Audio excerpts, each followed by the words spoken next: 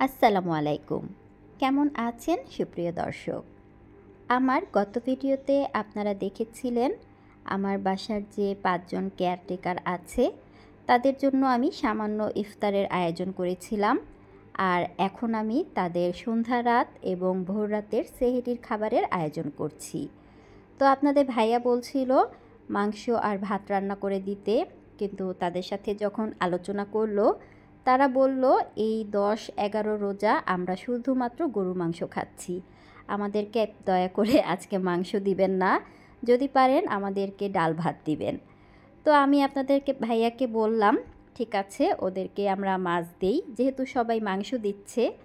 আগেই বলি আমাদের এই বাসাটা হচ্ছে অনেক বড় একটা অ্যাপার্টমেন্ট, এখানে প্রায় ৮১টা ফ্ল্যাট আছে। তো এই কেয়ারটেকারদেরকে খাবার দেওয়া হবে প্রতিদিন এক একটা ফ্ল্যাট থেকে। তো রমজান যেহেতু ৩০টা, ৮১ জন লোক তো আর খাবার দিতে পারবে না, ৩০ জনকেই দিতে হবে। তো প্রথমেই সবাই তাদেরকে ১০-১১ রোজায় গরু মাংস দিয়েছিল। তো আমি আজকে আপনাদের ভাইয়াকে বললাম লাউ নিয়ে আসো, তাদেরকে লাউ মাছ এগুলো দেই, এগুলো খেয়ে তারা একটু তৃপ্তি পাবে। তো আপনাদের ভাইয়া কথা মতো বড় বড় ২টা তেলাপিয়া মাছ এনেছিল। বড় বড় তেলাপিয়া মাছগুলো আমারও অনেক পছন্দ।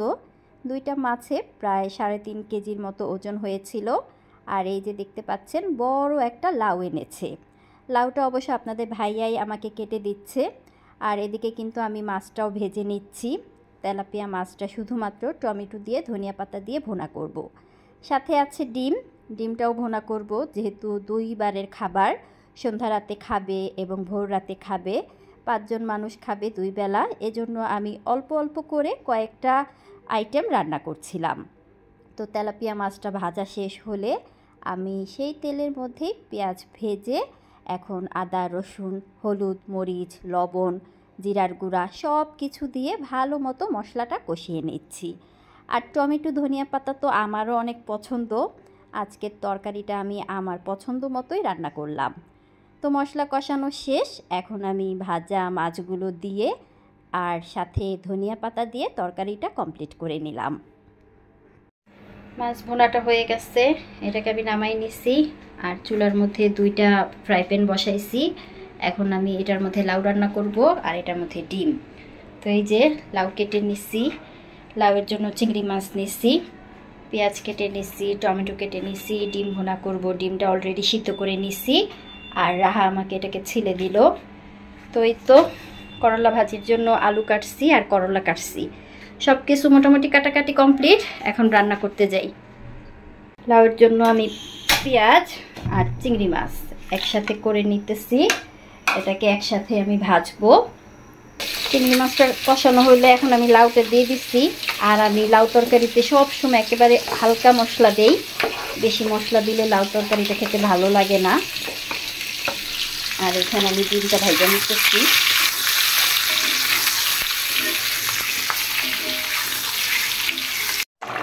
লাউ তরকারিটা হয়ে গেছে, এই তরকারিটা আর জাল দিব না। আর এই চুলায় আমার ডিম ভুনাটাও হয়ে গেছে। আর এই তেলাপিয়া মাছটা ভুনা করা হয়ে গেল, ডিম ভুনাও করা কমপ্লিট, আমার লাউ তরকারিটাও রান্না করা কমপ্লিট। এখন বাকি আছে ভাত বসানো এবং ভাজি করার। যেহেতু 2 বেলার খাবার তাই ভাজিও কিন্তু 2 রকমেরই করছি। এক চুলায় আমি ভাত বসিয়ে দিয়েছি, আরেক চুলায় আমি করলা ভাজি করছি। আর ভোর রাতের সেহরির জন্য কিন্তু দুধও আছে, দুধটা আমি পাতিলের মধ্যে নিলাম, এখনও জাল করা হয়নি। আর আপনাদের ভাইয়া এখন আমাকে পাতাকপি কেটে দিচ্ছে, যেহেতু 2 বেলার খাবার তাই ভোরবেলা পাতাকপিটা দেওয়া হবে।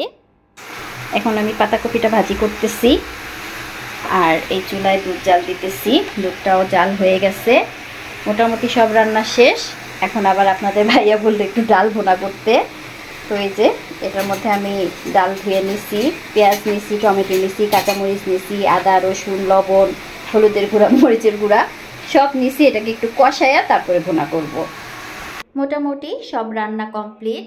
এখন আমি পাতাকপিটা ভাজি করছি আর ডালটা ভুনা করছি।